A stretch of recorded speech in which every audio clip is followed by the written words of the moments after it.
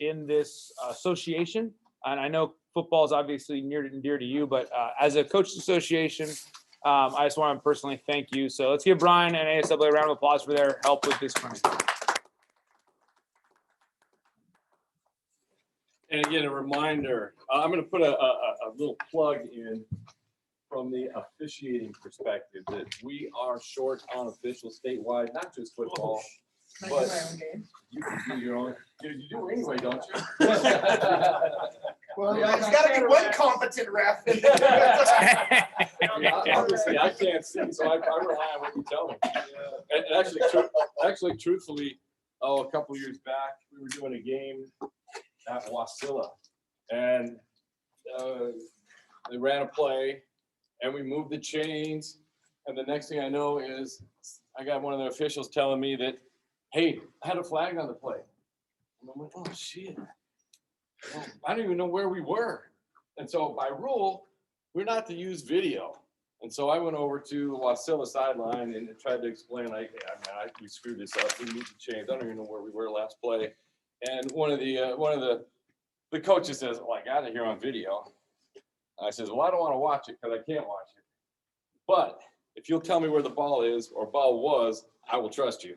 And so went back, replayed the down, and moved the chains and all. But we are short on officials, and so if you have those former players, This is being recorded, by the way, forever. we are short of officials, and so Dan was talking about former players and recruiting. If you've got former players that maybe not necessarily are involved in coaching, send them my way. Send them to me. We would love to have bodies that love football. Obviously, you don't have to be good, right? Yeah.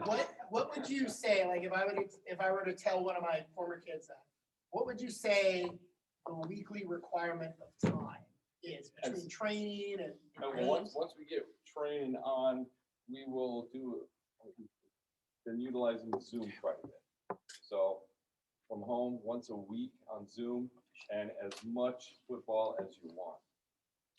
If you want to do a game every night, I can do that. Just between flag football and then tackle on the weekends. What's the pay on that? Out of curiosity. Yeah.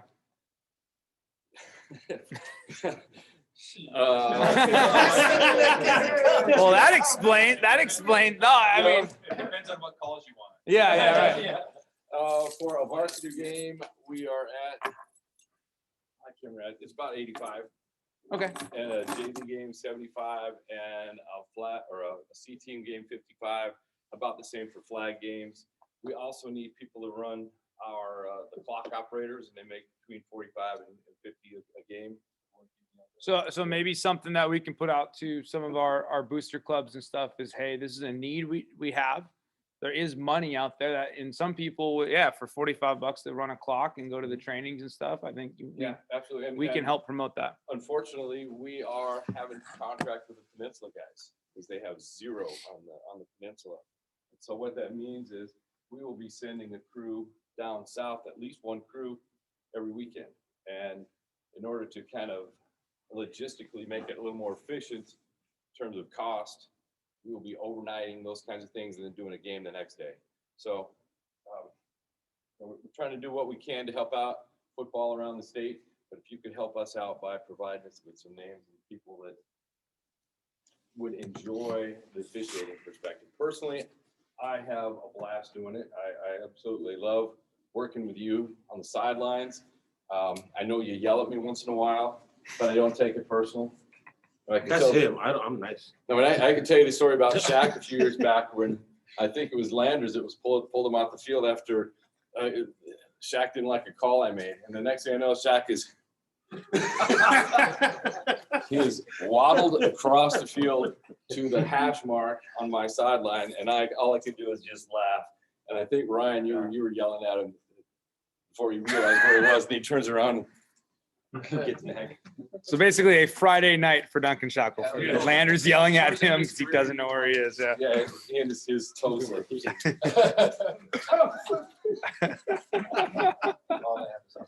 All that, yeah. Oh, It was man. downtown. I want to go ahead and introduce the legend. And this guy knows more football, more people than you can shake a stick at. He's got ties to Alaska football. He and Bruce Shear played baseball and football together. He goes way back. He is totally involved. He is what he does on the weekends as an athletic director. He had Mike Pierre over to his house on Sunday. Is that right? Yeah. Yeah. He's coming over for Sunday football this year. Yeah. So he is involved. He knows football. He knows athletics. Most importantly, though, he loves kids. And he recognizes what you as coaches do, what you do for kids. So I'm going to turn over to Ron Barney. And Ron actually is an athletic director from the San Juan School District out of Sacramento area. And one of the developers of Coaching Boys and Men. I'm going to borrow this. All yours. Yeah, absolutely. Thank you, you guys. Okay, I got to tell you a funny Shear story because I was 12 years old. He was a sophomore in high school, and he had a Honda 50 and was in this front yard of my friend's house. So I ran up and I sat on it, and he came out looking like a linebacker, tossed me off of it, and said, "If I get on there again, he's going to kick my butt." That's how we met.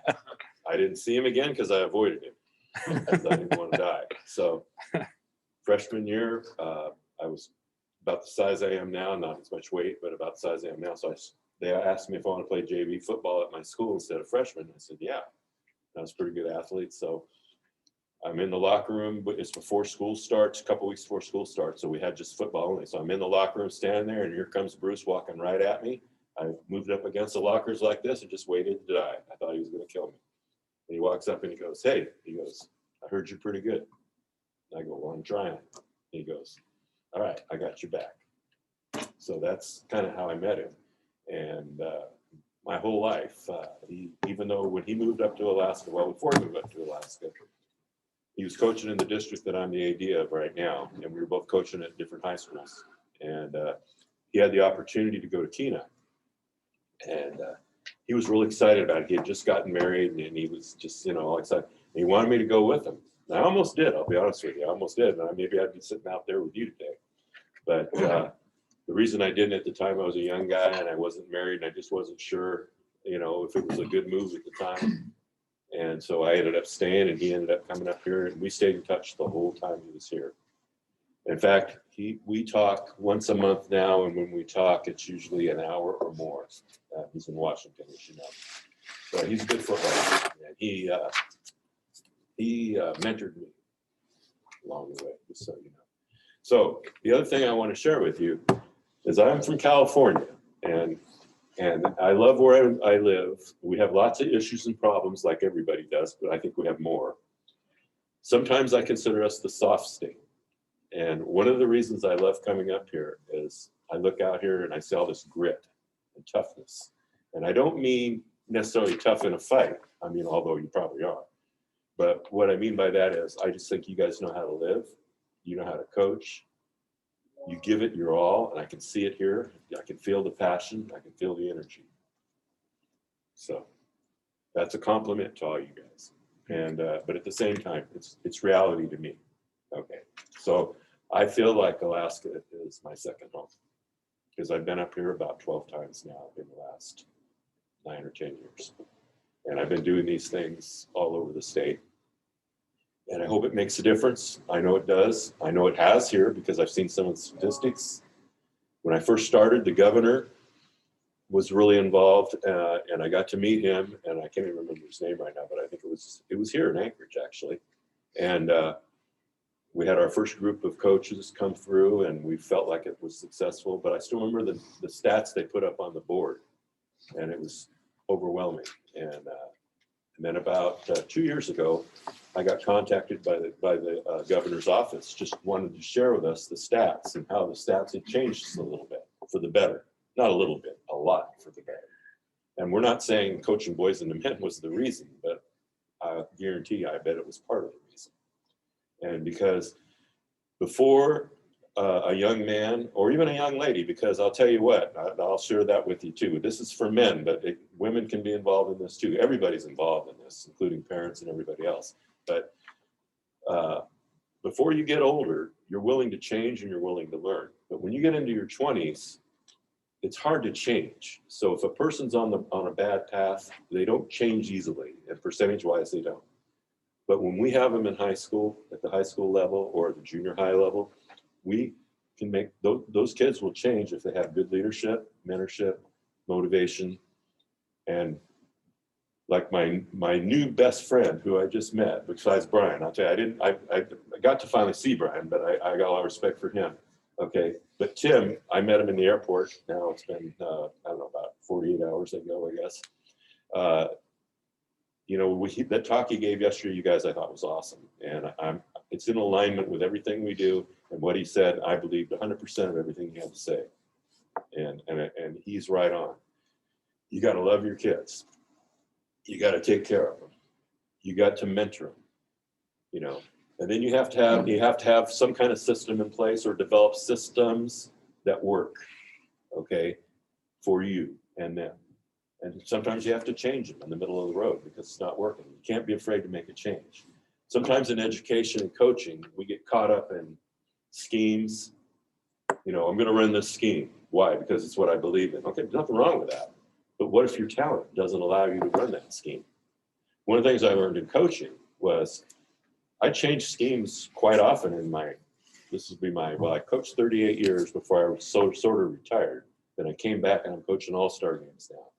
So I've got actually 44 years of coaching in football in particular. And I've changed schemes quite a bit. When I started, it was the I. We ran USC toss, trap, you know, just base run plays that, you know, you guys probably all know. We had some pass plays, not a lot. We played a 5-2 defense like everybody, and everybody did the same thing pretty much back when I started, to be honest with you. It's just who had more talent and who had better fundamentals. So no matter what scheme you run, you want to be able to have fundamentals down, you know, blocking and tackling. I really believe in blocking and tackling the proper way so that you're efficient on making a play, but at the same time, you want your athletes to be safe. So no matter what you do, I think it's important that when you teach blocking and tackling, you do it in a way that it's safe. So, because you know what, if the player's injured, he's not on the field for you. You want to keep him on the field. So I got involved with the NFL and USA Football, and luckily, because of my passion for, I don't like concussions and I don't like injuries. I'm on the West Coast Safety Committee for the NFL. I'm the representative of high school football. And I've had a lot of fun with that, so I've got to deal with a lot of NFL situations. But more important, we're coming up with better ways to teach tackling and blocking. In fact, I'm going to do a tackling video when I get back on May 12th for youth football in California. And it's a safety thing because we're fighting our legislature who's trying to eliminate it. And so, you know, we don't want that, obviously, for all the right reasons. We got a lot of people putting up a good fight for that. So those are just some of the issues that we're dealing with. Now, on the blocking and tackling thing, something I'm going to mention to you guys to think about. If you're not familiar with USA Football, I'm going to try to sell you on something on this. You don't necessarily have to be a part of it as far as joining it if you don't want to. But what I do with my school district, I have a school district where I have 9 high schools. And I believed in this work I was doing with concussion studies and stuff on the tackling thing and everything. So what I did was every 2 years I bring out NFL players and we do a clinic at one of my high schools. And if every high school coach can make it, I want them there. And I have almost 100% that make it every year when we do it. And the ones that don't make it can go online and do the courses online. But the idea of the clinic is we do a hands-on, teach tackling safely and properly. Now, the funny part is, do you guys know what a roll tackle is? I mean, I'm sure you do, right? I don't know if you like it or not. For me, it was very difficult. I made my first roll tackle 4 years ago at Castle Roble High School, and I didn't like it. It just didn't feel right to me, but I get it. But so we teach that, but then we got to go back and teach tackling, you know, with keeping the head out, the head to the side, shoulder tackle, basically, head up, and that kind of thing. Using your arms, keep your legs moving, wrap, drive. You come up with words, or they have words that they'll give you, or you come up with your own words. It doesn't matter, but you can teach it safely is what I'm getting at. You want to keep your kids on the field. You want them safe. I hate it when a player gets injured. I know you do too. So a couple things you can look at. You can look at USA Football, and you can go online and check it all out. And it might be something you might want to do at your school, possibly. And I'll tell you what, if you decide to do it, you can actually have somebody come out and do a tackling circuit, or do a whole clinic. Actually, it's a whole clinic. They'll do all your heat, and they'll do first aid, CPR. They'll do everything for you. It's a pretty good deal. And can you imagine you go to a 6-hour day of football and all you get is good instruction and hands-on everything, and you walk away and you're certified, and your confidence will go up. They even have insurance they will give your school and you that comes through the training, that, not that you're going to need it, but at the same time, it just kind of makes you feel good to know that you're thought of as a well-rounded coach ready to go to work and teach those skills properly. So check it out. It's pretty cool. And now in my district, I have a athletic secretary who's in charge of all our coaches, making them eligible to coach. And there's things they have to do. Well, if you're a football coach, you got probably 10 more things you got to do than all the other coaches, because of what we do with USA Football on all their certs. And they got cert for blocking, cert for tackling, and they got videos. They got the whole 9 yards, and they do it right. And you know what? It's all NFL stuff. So if you're a proponent of all that, doing it the right way. And I got to work with, in Orlando, I got to work with Ray Lewis. I got to work with Mike Singletary, and we worked on tackling. And working with those guys, those guys could tackle. And you know what? They played. If you remember correctly, neither one of them was injured very often. They made their muster every Sunday, and they played. So, those are just some of the people. I've worked with Jerome Bettis, Merle Hodge. Those are just some of the names. And these guys are all proponents of safety. So they're doing a good job in that area, and we're doing a good job too, but we just want to keep improving on it. So I just want to share that with you. Okay. So now what exactly do I do? So I'm going to let you know what I do real quick. I'm trying to do it very quickly. I taught for 38 years.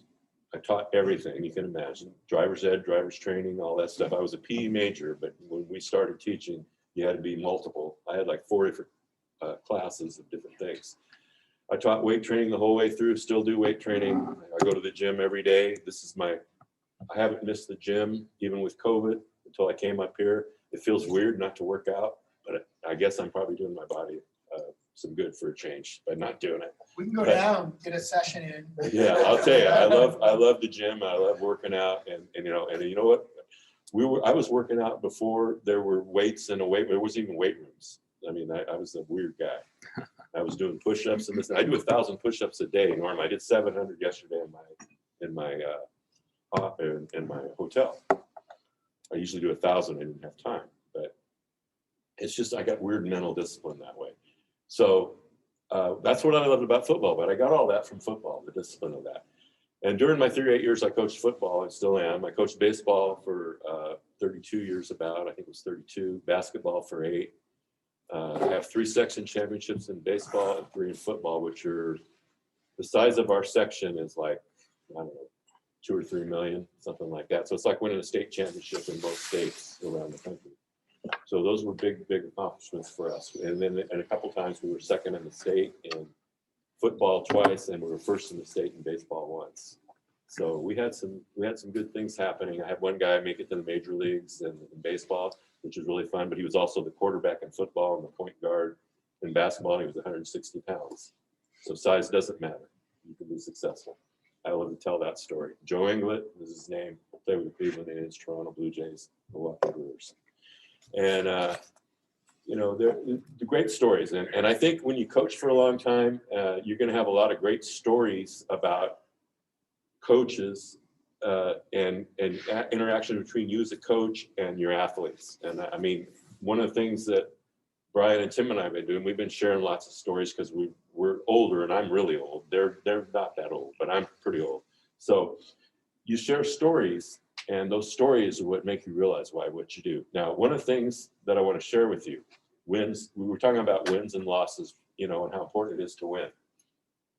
Well, when you heard Tim's talk last night, he didn't really mention winning very often, did he? But he mentioned all these other things. And I can just tell you, and I agree with everything he had to say, but in order to win, if you do those other things, your chances to win just increased immensely. Okay? So take those words to heart. It's what it all means. Okay?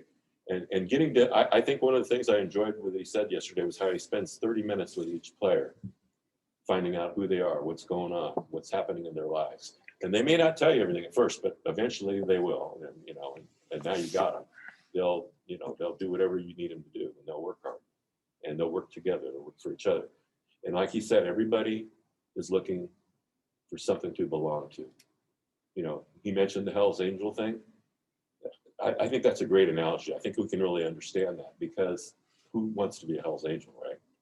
Well, maybe for that man, that's all he had, that he something in his area that he could belong to, because there wasn't anything out there for him.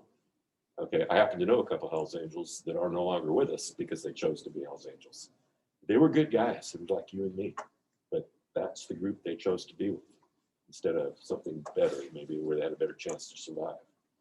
They lost their lives because they were Hell's Angels. That's what I'm getting at. Okay, so you have more power than anybody.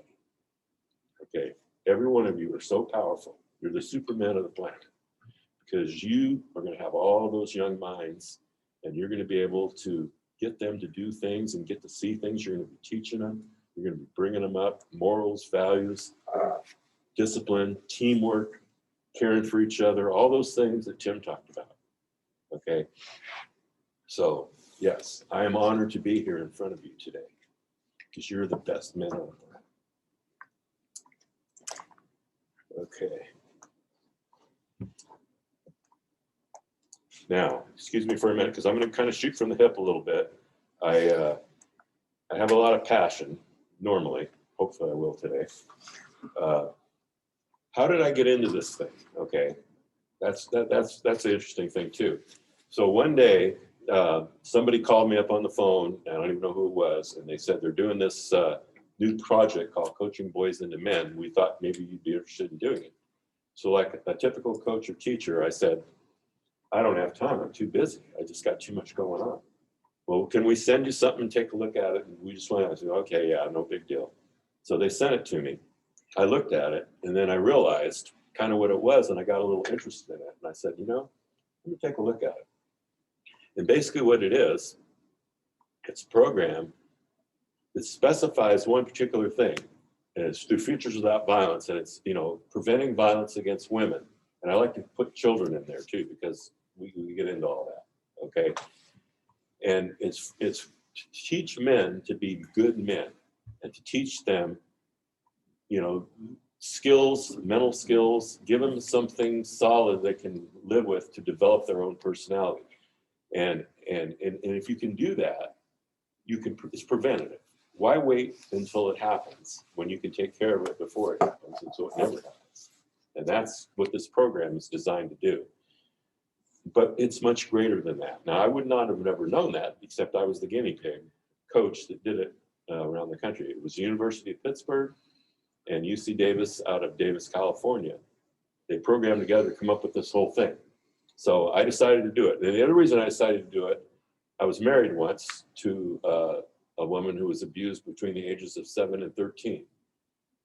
And it never got resolved. Okay.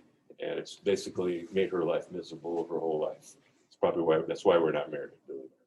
But at the same time, we're close. Okay. But she wasn't the only one. What I found out after I got into this, 1 out of 10, probably 1 out of 10 females in our society has had something very bad happen to them, violently, sexually, whatever you want to say. 1 out of 10. 4 out of 10 women know somebody that it's happened to. Okay, so in my travels ever since I started doing this work, I'm finding out more and more people that I know that have had bad things happen to them.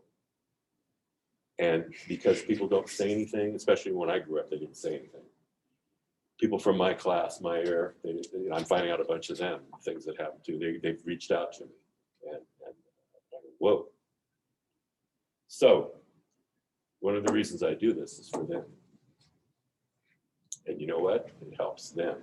So indirectly, you're going to be doing, if you decide to do this program, you're going to be helping more people than you can imagine. People you're not even going to know or ever see. You're going to be helping them. Okay. The other thing, I think there's a real added thing here that's you're going to really like. You're going to create unbelievable leadership by doing this program. The leadership is unbelievable. I have a master's in leadership, and I have how do I say it? I think leadership is really important. I mean, I everywhere I go, I want to see leaders. I see leaders here. I've watched you guys work today and yesterday, and I'm impressed. I'm not worried about you guys. You guys are leaders, but we need to create more leaders, and we need leaders more than ever right now in this country. People that are positive, that are going to take people the right way and make sure they don't turn out the wrong way. So this is a great leadership thing. I had a young man, I'll tell you this quick story about this one leader. African-American, young boy, comes in as a freshman. His dad is the leader of the Bloods gang in Sacramento, downtown Sacramento. I'm in Citrus Heights, which is a suburb, probably 30 miles away from there, 20 miles away from there, 20 to 30 miles away from there. So the dad, big old guy, scary looking guy, about 6'4". He actually played ball in school, but he's a gangbanger and he's violent. He's been in prison. So he shows up and he's kind of a problem sometimes, but he's also pretty good, but he loves his boy. He loves his boy. There's no question. And his boy is the nicest young man you'd ever see. And he's also very talented. He can run, he can throw, he's strong. He's got a smile on his face all the time. He has no mom, and he has a brother and a sister. And he loves his dad. He protects his dad, I guess, for lack of better words, even though he knows who his dad is. So he's a junior. He had a real good junior and senior. His junior, he has a really good junior year, makes everything's good. We've got a potential scholarship kid here. Oh, by the way, his grades are pretty good. They're about a B average. So he's capable. So his dad gets shot the day before our first practice in Oak Park, which is a bad area where his gang was. And they don't expect him to live. So I get a call that morning, early in the morning, like 7 o'clock, that, Lawrence's dad has been shot. I go, well, I don't expect him to come to practice, that's for sure. Practice was at 9 o'clock. He was there. I said, Lawrence, I go, you don't need to be here. He goes, yeah, I do. It's my team. He was the leader. He was a leader then. But this whole thing created more. So we started this program right after that. Okay, is when we started this program. And his dad, believe it or not, survived, which was good. I remember his dad sitting on the sideline about game 7. We played 10 games scheduled. About game 7 on our sideline in a wheelchair, lost about 50 pounds because he couldn't eat, couldn't exercise. And he was a big, strong guy. Just, wasn't much left of him. He was skinny. I remember going down to him and saying, you gotta change what you're doing, man. You got a good kid. So the dad made me a promise that he would try. And he has made a lot of gains. He's still involved, but he's done a lot of gains. But he's been there. But I give his son credit. His son has been nothing but amazing. So his son does a great job for me. Okay, makes all that good stuff. But more important, we get involved in all this work we're doing here with this. We end up going to the state legislature in California, and Lawrence talked in front of all the legislators in there and everything. And I had a couple other young men with me that were good too. And when I got done, I remember this female legislator came up to me and said, you know who the best speaker in this whole place was today, including the people who work here? It was your young man. Ooh. I go, man, this guy's amazing. Now, a couple months later, he got California State Youth Leader of the Year in the state of California. Great story. And he will tell you, if he was in here right now, this program really helped him excel his leadership. Now, he was a good leader before this, but he became a better leader after this. Okay? I can't think of a better story. Well, then he took that. He went to the University of Nevada on a full ride as a running back, a quarterback for me.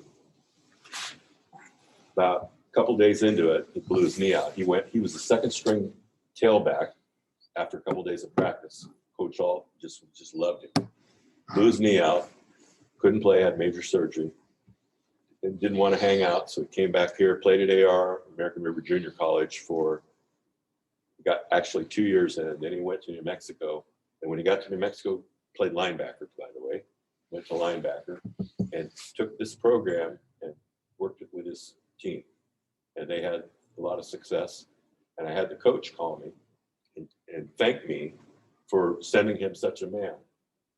Okay, and I said, well, don't thank me. He did all the work. It was all him. He chose because, you know, we gave him the opportunity. We gave him the tools. He took the tools and ran with it. And it made him, he's a great man. He's doing really well right now. And his dad's doing better. So, you know, that's a good part of that story. But the difference he makes, and I'll tell you the difference he'd make on our campus. After he graduated, and he was at that junior college after he came back with the knee surgery. He walks onto our campus. I'll never forget this. He was in the parking lot, and the people on the campus saw him coming, and everybody just went like this towards him. That's the kind of leader he was. This is after he'd already won that award and everything. He just come by to say hi to everybody. That's all. But the whole school knew who he was. He was that well thought of by the student body. And boom, he went that way. Now, I've had a lot of good leaders, and he's the greatest leader I ever had. But you know, I think, you know, those leaders are that we need those guys. You need them as a coach. You want them on your team.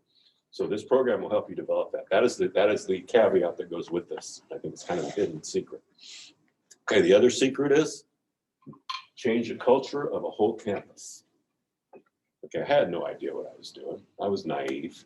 I'm the same guy, you know, when I started this, I go, you know, I don't have time for this. Boy, what a dummy I was. What I saw happen on our campus was amazing. And I'll give you an example. Okay, when I started to do this, I had 2 girls in my weight class that wanted to go to the restroom. So I had to walk them back to the girls' locker room to open it up. As I walked out, 2 of my football players came by. And here's what one of them said right in front of me. They said, "What's up, bitches?" And it bothered me. And the girls kind of laughed and went like this and kept on going. Okay. And I asked the girls, I go, "Are you okay with that?" Because I'm not. Those guys are going to hear it from me. And they go, "No, coach, don't you know that's just the way it is?" And I go, "Well, it doesn't have to be that way if you don't allow it." And I go, "I'm not going to allow it around me anyway. I don't want to hear that. To me, that's disrespectful of you. You would never hear me say something like that to you." So the football part was easy. I took care of that. And I just had a conversation, just general conversation. So, and then we started doing these things and everything was fine. But the best part of that story was that's exactly what we wanted to eliminate on our campus, stuff like that. And we did. No, I didn't do it. Players did. My football team did. And then my football team, so on the varsity team, I had about 50 players. JV team, probably 20, 25, probably 25. Freshman team, about the same. So I would have all 3 programs doing this, right? Okay, so how did I do it? How did I implement this? So as you're organized, right? So I have an organized week plan for my game. If I'm playing on Friday, Monday is game film, and then I decided after game film, we're going to do a lesson. So there's basically 12 lessons in here that you do. And so I just chose to do a lesson on every Monday. And we'd spend about anywhere from, well, the lessons are real easy. They can be 10, 15 minutes long, or you can go as long as you want. Okay. And some of mine were short, some of mine were longer, depending on how the conversation went. And then we go out on the field and do a few things. And, you know, defensive day on Tuesday, offense on Wednesday, Thursday pregame, Friday, let's go. And so that's kind of our organization of this whole thing. Now, during that whole time, there's other things you can do with this program. There's a thing called teachable moments that we'll talk about in a few minutes. Teachable moments is probably one of the greatest things I've ever taken from what we do here. Because I would do things like this. You guys remember the incident that happened in Steubenville, Ohio with a football team a few years back? It's one of the reasons we do the program, preventative. Okay, high school in Steubenville was a really good football team, and they had a party somewhere, and they took advantage of the gal, 2 guys, and they raped her basically, and she was so drunk she didn't even know it, and they got her drunk to start with. They took advantage of her. Right? And we know those stories. They happen in every state, every community. It's happened. It just does. Okay. And so what I did with that, I'm going to go back to this story later, but I want to share this part with you. Okay. So what I did that day, I read about it and I was pretty upset about it because I thought that could be my team. very easily, you know. And so I made an announcement at lunch, start of lunch, teachable moment, room C2, all football players, get your lunch, buy your lunch, and get over there as fast as you can. But when I do those announcements, I did them every now and then. The team knew something was up. They couldn't wait to get there because they knew we were going to talk about something important. So they showed up.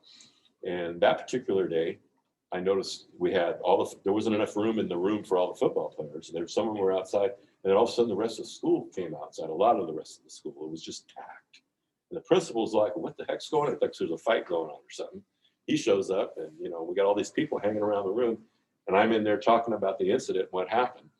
I explained to him what I knew, and then I said, what can we do so something like that does not occur here on this campus amongst our football players and our student body? What do we need to do? And it was interesting because that would be like me asking you that question. You raise your hand, all of you have, an idea or what you want to do. So my players all did that, and some of the ideas were great, and so the word got around campus. So here's the other thing. So I'd have these football lessons, and all of a sudden we had a student body of around 1,100 kids. I have kids come up to me, girls in particular, the next day, "Coach, what did you guys work on consent? You guys did that? Man, well, that's really cool, Coach. What did you guys actually talk about?" And then I told them what we did. So basically, the players would go back out and they would have conversations with the rest of the student body about what we were doing. And so it snowballed, and it got around the campus. All of a sudden, the garbage got picked up, the language changed, the respect was there. And I talked to him about, you want respect? How does a bully get respect? He beats a person up or threatens him, right? Or something along those lines. Okay, you want to get more respect, be a good guy. And man, wait till you see the respect you get then. My players, they loved that. They couldn't believe the respect they were getting just by stopping things, being good guys. Somebody's going to get in a fight. If you walk up, you talk them out of it. You say, "No, we're not going to have a fight here. We're not going to allow it," or whatever. Be a peacemaker. And we had all that stuff going, and it was just incredible what happened. I was amazed. So in my life as a coach and a teacher, I never saw this little booklet here with these things in and the kind of things we did with it make such a difference amongst the entire student body on my campus. Okay. So since then, that opened up doors for all kinds of things. So I got to work with the San Francisco Giants baseball team. I actually played pro baseball for 2 years when I was younger, back in the 70s. So I had a good connection there. And Jeremy Afelt was a pitcher, a left-handed relief pitcher. He's now retired. Well, him and I got together on this through Futures Without Violence in San Francisco, and we started teaching younger kids. We tried it with kids 12 years old, 11, 12 years old. We had to change a few things, and then we did it at the stadium, and then the kids would get to see a game. Of course, we got to see the game too, so that was good for me. I like watching baseball, so we got to do all that. We started helping, we call them the junior giants where I live, and we started working. And there were kids that were troubled kids coming from neighborhoods that they didn't have a lot. They didn't have opportunity that they needed. So the Giants were trying to give these kids an opportunity. And so there's been some good stories come out of that, which is really cool. And then I went back to Pittsburgh Steelers game with the NFL because that's where they do some work. But the Pittsburgh Steelers are really big into this. And they're doing a lot of work with it. A lot of teams in the NFL are doing work with this. And then professional baseball got involved at spring training. I've been to spring training a couple times and did a little bit of work with this. So this is spreading, and it's good stuff. It works. So I hope you embrace this a little bit and take a look at it. Okay. Anybody have any questions up to now? Comments or anything? Okay. All right. Bear with me a minute here because I'm going to be shooting from the hip here a little bit. Okay. So I want to get back to the guinea pig thing. So here's how the whole thing got going. So we had to take a pre-test. So I had to take my kids down to the computer lab. They took a pre-test and answered some questions. Okay. And then when they were done, we started doing the lessons the first time we did it. So we went through the whole lessons. And then when we got done, the University of Pittsburgh came back and they did a post-test on our kids to find out how they answered the same questions they asked on the pre-test. So I had no idea that this is what they were trying to find out if this program they thought would be a good program. Well, when they came back, they felt like we were successful at what we had done. And I said, well, you know, that's a test. But I go, if you really want to find out if it works, I go talk to our administration about this, not just our football team, ask them about what's happened to our school. I go, no test. We don't need to take a test. All you gotta do is have eyes and ears, and you can see the difference it made. So yeah, we believe in it. We're in all in. So we started getting really involved with it. So it was really cool what we did. Now here's the other thing. When I started coming to Alaska with this information, some of the lessons that you'll see, you're going to get your book in a minute. I'm going to wait until we actually get started in the little booklets here to give it to you. But some of the lessons are really easy, like responsibility, you know, respect. Those are easy, right? Some of them are harder. Consent. What does no mean? You know, that's harder. So a lot of people, they just jump right in and they feel okay with it. And it's hard. I got to admit, I was nervous when I first did this, and a couple of those questions came up, but I was committed because I'm just that kind of guy. I'm the kind of guy that runs to the fire. I don't run away. And so I didn't feel comfortable, but I'm going to do it because I need to do it. I mean, I committed to doing this. And then I found once, as we got going through the questions or through the lessons, each lesson made the next lesson easier anyway. But what you're really doing is you're building trust with your players. And when you build a trust with your players, and it goes all the way back to what Tim's talking about, when they buy in and all of a sudden, man, they'll tell you things you don't want to know. I mean, but that's good. You know, they're gonna open up and give you ideas. And I'll tell you, some of those ideas are amazing they come up with. And they basically police themselves. So you're going to basically be a facilitator. You're not going to have to do a lot, really. A little bit, but not a lot. And preparation, very little, if any. You could take this without knowing anything, and I could say, go back to your football team, teach lesson 1. You could open it up, read it real quick, and just do it if you had to. So that I don't want you, so what I'm getting at, no, I'm not giving you extra work to do. I know you got enough work. I know that. But it's limited. But you can do all the time you want to. So what I found is I got into this. I started doing some research too, because I was interested in what can we do to even do it better. And then the other thing is, do you do it just once and quit? So like if I got a freshman football player and he goes through the program, is he done? Or should he do it all 4 years? You do it all 4 years, and let me tell you why. Because it changes. The question's the same, but when all your students are out there, you're asking them questions, the answers change every year. And you get other stories, you get other ideas.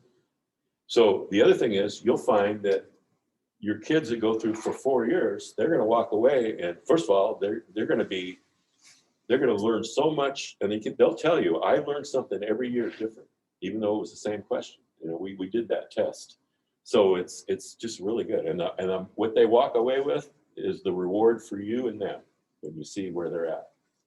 You know, you'll be thankful that you did all the work that you did, or limited amount of work. Okay, so a lot of good things can happen with it. And then we got some other ideas we'll throw in there too, how you can use it school-wide, even though maybe you're just using your football team, you get your school involved or your site involved with you, and the community, and even your parents. So pulling all those people together, part of something, like Tim said, be a part of something, okay? And this is something, and it's good. And you know, in our community, our community of Citrus Heights, our police department, everybody was really thankful of the work our kids were doing within the community, just in community service and the kind of things, the way they were acting, walking around town. So all good stuff. Okay, let's go ahead and pass out the books. We're ready. And then I'll tell you what, when you get one, go ahead and open it up. I'm going to give you a couple of minutes just to go kind of thumb through it, you know, just to kind of see what you're working with. And then we're going to get into how to use it and some of those things. For you guys online, I'll just I'll flip through it so you guys can take a look here while we're doing this. Thank you so much. Appreciate it.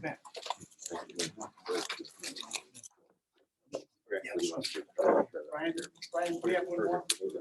Yeah, I got a whole box.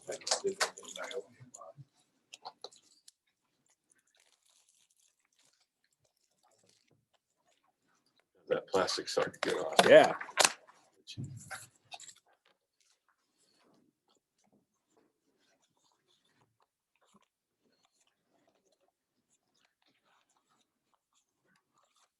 and just kind of take a look at it, thumb through it and get an idea. You'll see there's lessons. There's all kinds of little things in there to help you. There's little informational things in there that you can use.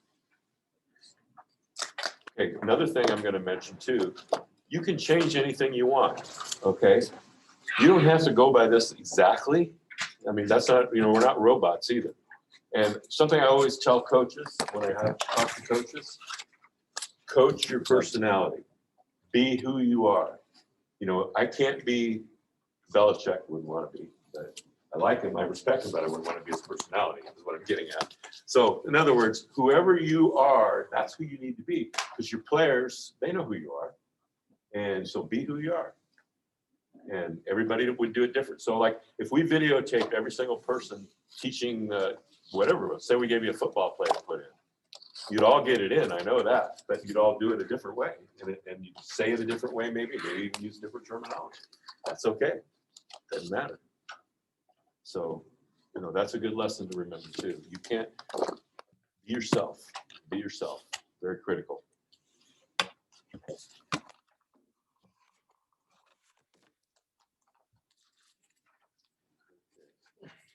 Give you about 2 more minutes to kind of look through it, and then we'll get started.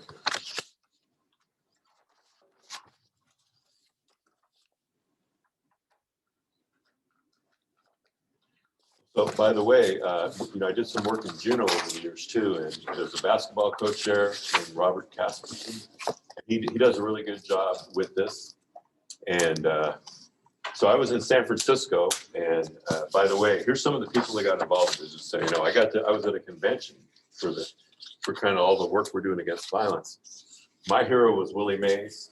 Joe Torre was another guy that I grew up with that I really liked. They were both there, and I got to introduce them. I got to hang with them, and I mean, I thought I went to heaven and died after I talked to Willie, because he was my hero, and he said some really kind words to me. So pretty cool. But those are the people who are behind it. Joe Torre. Quick story about Joe Torre. Joe Torre, great baseball player. How many of you know who Joe Torre is? You guys know who he is? Okay, I just want to make sure. Sometimes, you know, you get as old as me, I don't know if he remembers anything.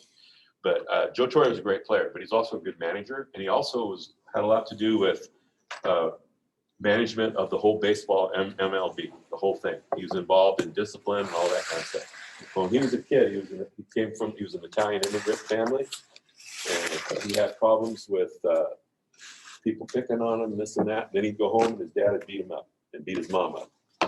So he didn't know what to do, so he'd run to the baseball field and hide. Well, he never told nobody until he was in his 40s. And then when he was in his 40s, he told his wife, and they kind of took a look at it. So what they did to give back, his form of give back on all this violence stuff and everything, is in 9 cities, he created a place for kids to go. And they didn't have to say anything, just needed a place to go, safe place. So in a lot of the major cities like Chicago, Detroit, New York, Baltimore, Cincinnati, some of the major league cities that he worked in, he set up 9 of those places. He probably has more than 9 now. I hope he does, because I heard it's been really working great. And once those kids get there, they have people there to work with them. If they need help, they will help them. If they ask for help, if they don't ask for help, they won't say anything. They'll just take care of them and get a place to go. So Joe Torre, remember that. He's a hero. He's one of the heroes, as is Willie.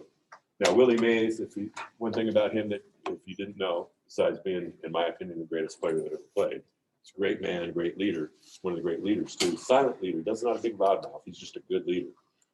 The day Juan Marichal hit John Roseboro, the Dodgers catcher, over the head with a baseball bat, I was at that game. I'll never forget it.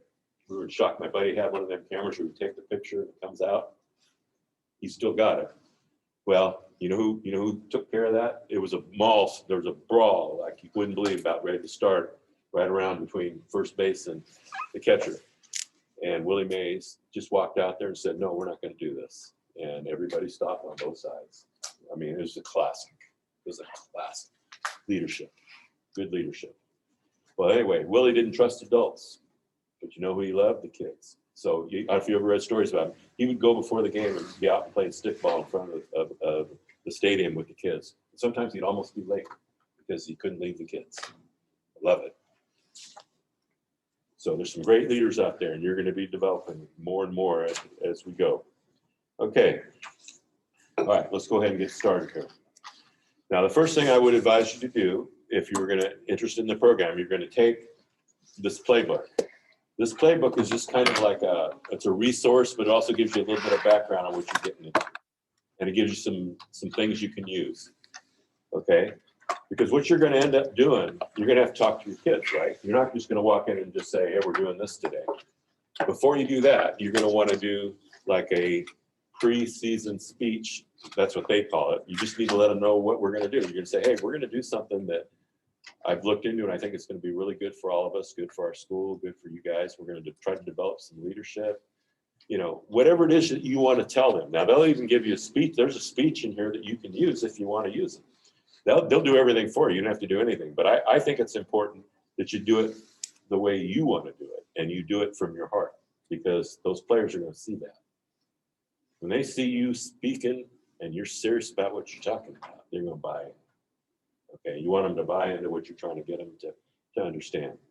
So that's just some advice that I've learned along the way. Now, I even got my assistant coaches involved. That's another thing you can do. So let's say you don't want to do all the work. You don't want to do all the lessons. It's not a lot of work, but you know, there's nothing wrong with having your assistants. Maybe, hey, would you mind doing this week's lesson? Get them involved, because the more coaches get involved, it's just more power to the group, right? And so that's an idea too. Yeah, especially the ones you don't want to do. You head coach, assistant, you got it. I like it. Delegate. Have fun with it. Okay, the other thing is too, and you know what? We've been doing it the whole time we're here. We just did it. We laugh, we smile, we make a joke. We got to continue to do that. Don't be serious all the time. I mean, right in the middle of your seriousness, you can, you know, like what I just saw there, it's made my day. I love it. That's what coaches do. We do that. We have a little fun with each other. So your players need to see that too, and you need to do it with your players, and I'm sure you do. But just remember, it's important to continue to do that. That is a real key ingredient to getting them to buy into you as a leader. So keep it up. Okay, so let's go through this real quick. And I wrote a couple things down that I wanted to make sure I hit. Put my glasses on backwards, so that's pretty funny. Okay, some of the outcomes that, okay, I wrote this down. I want to mention this. Some of the outcomes you're going to see from doing this program: less violence and less issues in general with your team and on your campus. A change in the culture. Overall social behavior is going to just change and for the good. Okay, so that's good. Okay, now I want to mention Red Roll right now before we actually get into this. I want to mention this movie. And if you're gonna write anything down, this I would write down. This movie made one of the biggest impacts on me in my life that I've ever seen by a movie. I got contacted by Futures Without Violence about this movie called Roll Red Roll. It's called Roll Red Roll. And it's about the Steubenville, Ohio incident. It's a documentary. Okay. I got permission to bring it to Juneau with me the last time I was in Juneau about 1.5 years ago. And I said, we need to see this. And then the people in Juneau, they didn't really want to show it because it was 1 hour and 45 minutes long. And they go, we don't know. I said, look, I'm telling you, it made an impact on me like you won't believe. Trust me. If we are able to do this movie, I tell you, it's going to make a difference. So what we did, I was able to get the gal that made the documentary to let us use the movie for this particular time. If I could have got it today, I would have. I just couldn't get it. But she was able to send it to Juneau, and we were able to use it. And what we did is we used it. We had like a lunch break, so we started at lunch and let it go all the way through. You could have heard a pin drop in that room. Those coaches' heads were straight ahead. They weren't even eating. They were into it just like I was when I first saw it. Because they did a good job. The coach could have been you or me. And I felt like it was my team and everything they were going. I felt every single feeling that I think that coach would have felt about having to deal with 2 of his players in a possible rape situation. And it was a kind of a cover up to start with, and then it got out there, and then social media was involved, which is one of the things in our book we're going to talk about. And it's just unbelievable. And then in the end, they ended up going to court. The 2 boys, one, I think was the quarterback's dad, was mafia. And he was big time mafia. So the gal that did the documentary who I became friends with, he actually threatened her because of doing this documentary. I give her a lot of high fives. You know why? Because boy, what guts it took for her to risk all that she risked to get this movie out. Okay, so I didn't know how good it was going to go because we were going to do the showing in San Francisco, and I was supposed to be there, and we were going to do a group thing afterwards where the people that saw the viewing were going to ask questions. Okay, and this is where it gets into why all this stuff is good. So they showed the movie. There was probably 500 people in the audience. It was at the Jewish Film Festival, and they showed it. And then we got done. I had to go on stage with a couple of these gals, and we were up there. And the gal that did the movie and I were sitting next to each other, and it was really interesting. So they had a panel asking questions about the movie and everything, and then they would ask questions of me as a coach. And I said, I told them, just like I told you, I felt like that was me in the movie, and I felt like that was my team. What can I do to make sure that never happens? That same question I asked my players after I saw that movie, and I'll tell you, it all came together. So when everything got done, they said, okay, if anybody wants to talk to anybody on the panel, they can come up. Now, I'm not tooting my own horn or anything, because I'm really not. But when it got done, I had a line 3-to-1 in front of me of people wanted to ask me questions about coaching boys and men. That's what they were in line for. They wanted to know why and how this could make a difference and what I'd seen and so forth, And I was able to do that. And that was really fulfilling to know that that movie made an impact on our coaching boys and the men, made an impact on that community. And so I know in the city of San Francisco, all the high schools are doing this. A lot of schools in the Bay Area are doing this, and they need it. We all need it. It doesn't matter what school you're at. It can be a school that's, living in a real rich area. They got the same problems. The problems are the same everywhere. It doesn't matter. Kids are kids. And so, and then where I'm at, my school district, I got my schools doing it, and we're seeing just so many differences. We have, just like we have low concussions, low football injuries because of what we're doing in that area, which I feel really good about. And then I feel good about this because we're building character, we're building leaders. We're under the radar. You don't see our names in the newspaper for negative activities, violence and things like that. So those are all good things, and it just keeps, piling up. Okay, so that's just evidence that it works. Hey, Ron, Yeah. quick question, if I Sure, could. you bet. Questions anytime. And Stop me. As I was looking at the movie, would you say it's a kind of a evolutionary progression to go from the movie to then the teachings? And I'll the tell you what, if discussion? I had the movie, I would. Okay. Yeah, that's a good question. I never thought of Well, that. it looks like it's now available on Netflix. Okay. It is. Yeah.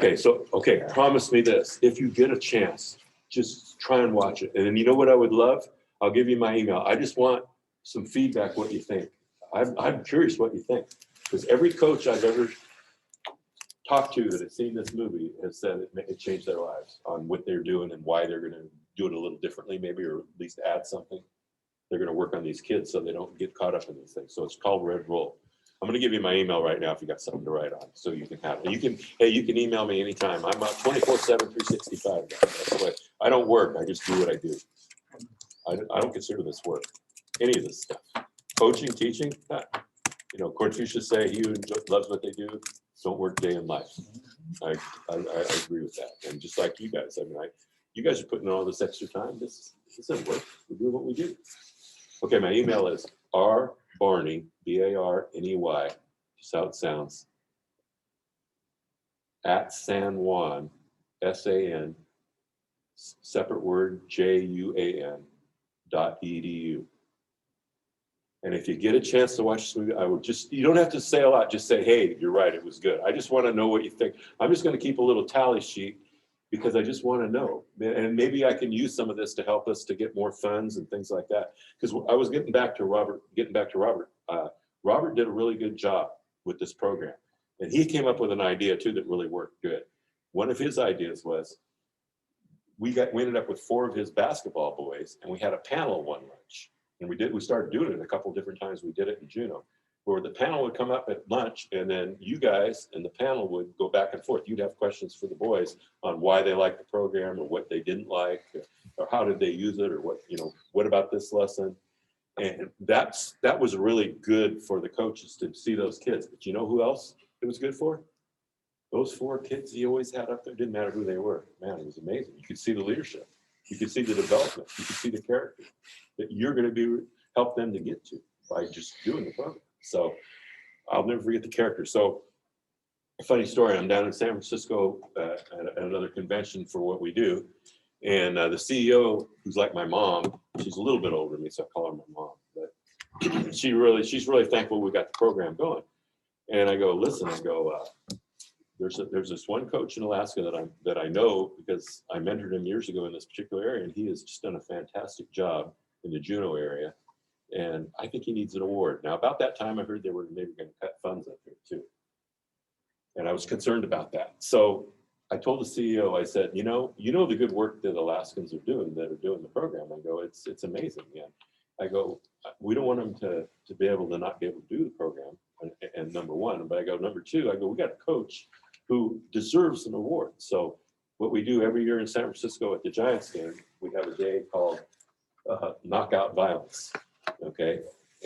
And so we do a big ceremony on the field, and certain people get awards who deserve it if they've done some good work.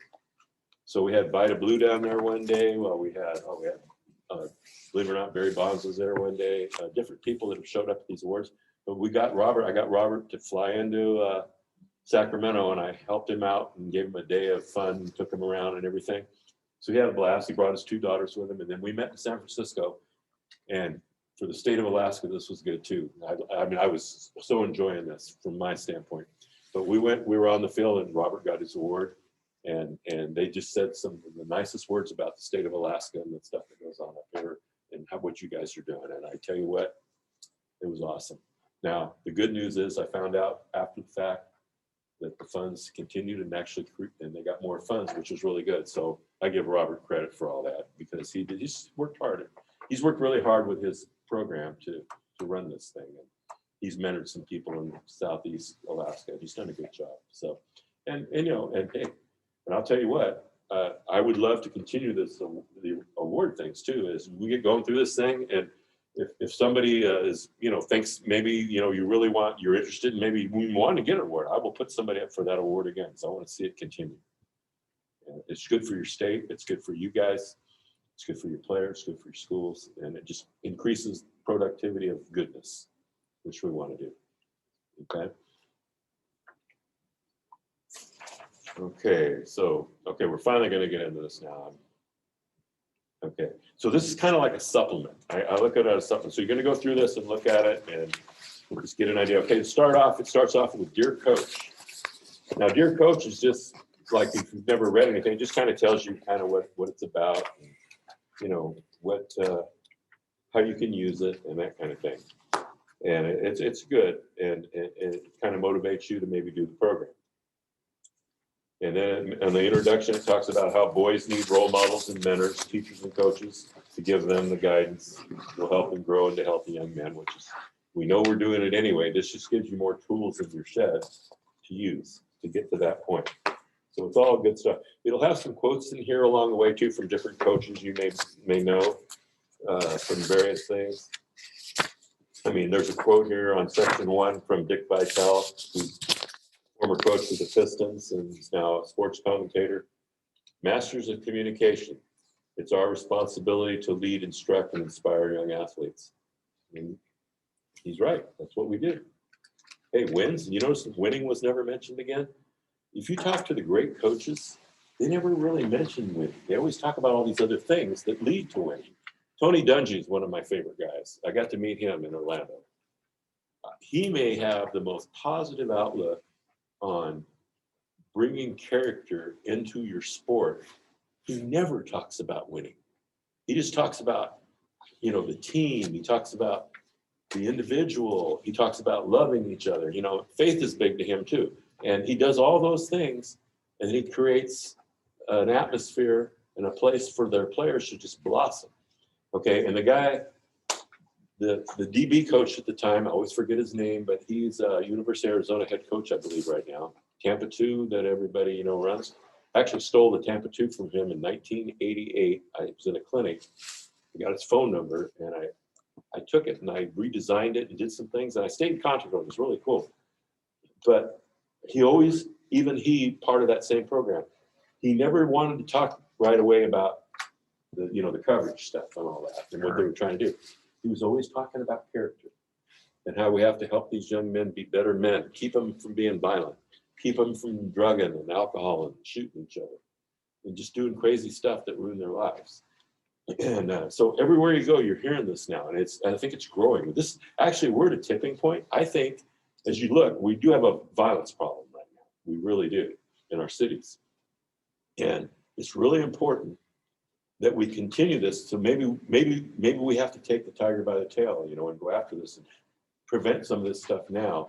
But I also think we're doing more teaching than we ever have on this. I'm seeing that around the country and the people I talk to. So I'm hoping we're going to get a tipping point there where we go back the other way when we get smart and figure this whole thing out. Because the worst thing that happens when you lose a kid. I lost a kid, 1994, big offensive lineman from Samoa, great kid, optimist player, all-star player, going to college to play. Stood up for another guy at a party, got in a fight, had the guy on the ground, was pounding him. The guy pulled a knife out, stabbed him in the brain. And they had him on life support. And he got, then they had to pull it because he was gone. And he lost his life. That's a violent thing that should never have happened. And he was a great young man. He was a leader, and he was at a party trying to protect a friend of his. And that's what happened. And it happened to be another football player, I might add. But not that it matters. But, you know, those kind of things, as much as I remember all the good things, I remember that. And not a good moment. So we want to prevent it. Okay, the playbook guide. It just gives you some things, just some basic knowledge. I'm not going to go into all that because, you know, I think it's self-explanatory and we kind of touched it. Okay, all right. So the next thing you want to do is, you know how you develop goals for your team, you know, whatever it might be, like win a championship, go to the playoffs, go 5-5 because we were only 10 last year, you know, I don't know. Whatever it is you do, when you plan your goals, have some goals for this, whatever it might be, like, and you're going to tell your team, like, we're going to go through all 12 lessons in coaching boys into men, and my goal is for us to all be attentive and get something out of it and be better young men. You know, something as simple as that. You know, but have a goal for them so they know what they're getting into. Give them a plan. You got to have a plan. Okay. The playing field. Okay, the playing field, okay, on the playing field is where you're gonna, basically what you're gonna do is, this is where you come up with your own speech that you're gonna talk to them about what you're gonna do and why. So that'll come from your heart. That'll be who you are, your personality. So if you decide to do this, if you can't come up with any ideas, it's written right here for you. You just read it word for word. I never did that. I'm not that way when it comes to these kind of things. I read it, I understood it, I thought about what I wanted goal-wise, and then I had a speech. It wasn't very long, but it got to the point, and my players responded. Okay, so you can have some fun with that one, and this will be what gets them started. Okay, is how you start it out. Okay, also before you start the program, make sure you go to your administration and share with them what you'd like to do, because obviously if they don't want you to do it, you shouldn't do it. But I've never had anybody that I'm aware of that has said no to this once they really realize what they're doing. But you want to get the backing of your administration, okay? Start maybe with your AD, and then, you know, go to your principal, vice principal, maybe you and your AD go together and just say, hey, look, we've got this good program. It's a crazy program, but I think it's going to really help our kids and possibly help our campus. So that's important to do. So now you're getting ready to get started, because you've had your pregame speech to your players. It's funny how they use all the coaching things in here. You can change the words, you can do it, call it whatever you want. Okay, now, I want you to look at the coach and player pledge, because this is important. Okay, and it's on page 17. Okay, this, you know, how things kind of pull you together, you know, sometimes. So I think when you first start, you have everybody read it. Okay, this is what I found to be successful. You have everybody read it, and then maybe you discuss it, have a little discussion, you know, 5-minute discussion, a couple people throw their 2 cents in, and you just say, okay, this is the pledge that we're all taking today. And so we're going to look out for each other. We're going to watch out for each other. And we're going to have discussions about things. We're not going to be afraid to talk about hard subjects. We're going to try and talk about them, communicate, throw our ideas out there. There's no bad ideas. And it's not a place where we're going to laugh and make fun of each other. This isn't a joking time now, because this is serious stuff we're doing here, we're talking about. Okay. So this is a time to kind of do that. Okay. And then it talks about the basics. And this just gives you some base information for you to make you aware of things that maybe you already are, and maybe give you a little more ammunition that you can use. It talks about abuse, what it is, you know, those kind of things, so you just understand it. Okay. Physical and sexual violence, which is, you know, this is the one I think that bothers most of us, because there's a gray line or a line there on what is and what isn't, number one. And then what's allowable, what isn't. And then there's the relationship itself that somebody might have. What kind of relationship is it? You know, is the girl always hitting on you? And are you always banging on her with your fists and she's hitting you with your fists? And these kind of things. I've seen that too. And I've used this program to eliminate that. One time I had a young man who said he was in love with his girlfriend. They're both from Mexico. And they were both undocumented, and they were good people. They're both individually good people, and the young man was a really good football player. And so I found out some stuff, because he would get mad at his girlfriend and he would hit her. And then I'd get called down to the office, and the vice principal would say, "We think Robert was," and I go, "What?" And then Robert goes, "Yeah, I didn't hit her. I just kind of, you know," and I go, "Yeah, don't do that." And then it got worse. It happened a couple more times. Then he got suspended, and I had to kick him off the football team over the deal. So, but I love this kid. He was a decent kid, but I just didn't get it. So the kid finally broke down and told me what happened to him. So he was in Mexico where he was growing up. He had no dad. At 12 years old, he got thrown in a Mexican jail, and the men abused him in that jail. And he got beat up on top of that. And then his mom escaped over the border with him and his sister, and he came to live in my area. And so here's a young man, this has happened to this young man, and I just kicked him off the football team because of what he did. And I would have done that again too, because I gave him a second and third chance, but I didn't have all that other information. But if I had all that other information ahead of time, I maybe could have stopped this incident from happening, and he could have still been playing football. The good news is I worked with him personally because I felt bad for him, what happened to him, and then the fact that I had to kick him off, but I had to. And he knew it. He agreed. He understood. We had rules. We had to follow them. And the good news is we were able to work with this young man, and I think he's doing okay. He's doing okay. But it was sad. He was a pretty good football player. He was a baseball player too. Never got to play after that. So because of what happened. So can you imagine one of your players doing something like I just said, and maybe, you know, and you know all the people involved? I mean, you as a coach, you're devastated. It devastates you. That's not why you're doing it. You're trying to win a football game, or, you know, that's what you want them to be good football players and good men. But these are the kind of things we can prevent if we do something ahead of time. Okay.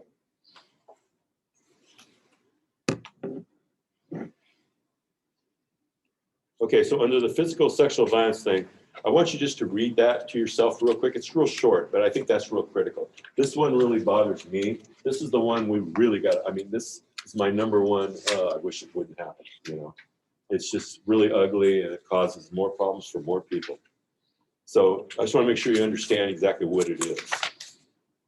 And it's a hard subject to talk about. But if you can get the conversation started, they'll talk about it. And you know what? They'll solve their own issues with it. And you'll be really proud of the leadership you're developing when you're on your team. And the preventative action you're taking will be the reward for all. Okay? I promise you that. I've seen it in action. I know it can happen. Okay, any questions up to now on that or anything else? Okay, Pat Riley has a statement on the next page, section 3. We live in a very difficult time for young kids. There are so many things coming at them, and it's important to have good values and to be grounded. Teens need to know what counts and what doesn't. I think those are the exact words that we're facing right now. I think when I was in high school, the things I went through, okay, maybe you had moments and stuff, but I don't know how it would be today. Today, there's so many things coming at them. Okay, this whole social media thing is the scariest thing of all, in my opinion, that we're dealing with. Not just kids, adults, our whole society. I think it's an issue. And we have to get a hold of it. Technology, here's my opinion on technology. It's wonderful, it's great. I love it. I use it just like you do, even though sometimes I falter at it. Tim knows. But anyway, sometimes I think, technology is so good, we're not ready for it. Sociologically, mentally, intelligently, it's too much for us, and it consumes us. I mean, how many times you walk down the street and you're looking at the phone? They're not paying attention. Okay, that brings me up to another topic. If you're a girl walking down the road looking at your phone, what might happen? Anything. You know what happens in my community? A van comes by. The doors open up. 2 guys throw in the back of the van. You're gone. That's all over California and where I'm from, just all around down on the lower 48. It's a common thing right now. So I got involved in that and put it into this. That's all part of this now with me. And so when we do our digital unit in here in this book, that's one of the things we talk about. Get out of your cell phone, get your head up, get your head on a swivel, look around. And here's how you defeat that. If you're paying attention and you see something, you just get out of it. Or you yell and scream, make a bunch of noise, because that van, before it pulls up, it won't pull up if they see your head on a swivel. And they're going to pull up if you're yelling and screaming. They don't want to go to prison. But if you're looking at your phone, not paying attention, you're an easy target. And in my area, there's been a lot of that, and it happens everywhere. It happens in low-income areas, high-income areas. It doesn't matter. And it's growing and it's big. It's all over the United States. I don't know what it is here, but hopefully it's not here. I hope. But if not, it could be here very easily. So be aware of that too. Okay. There's so much stuff going on out there. And our kids don't know. They got to pay attention. Okay, so like if I had a daughter, you know what I would tell her? Try to go everywhere with at least one other person. That also eliminates that. It does eliminate it. So I got to spend some time with some families that this happened to after they got the girls back. Like that. And so you know how I did for awareness? What I did was I got involved in a thing where we did like a fun run. I did it with my school district, 9 high schools, and the league got commissioner and 6 more. I had 15 high schools involved in this. And it wasn't the money, it was the fact that they're aware by doing this, like I have a volleyball team, girls volleyball team, whatever, they do it. And now they're aware. And then that helped to get the whole school aware. So now we got signs up at all our schools so that they're aware of this. So we're making our girls aware. Something to consider if you have that issue. Thumbs up.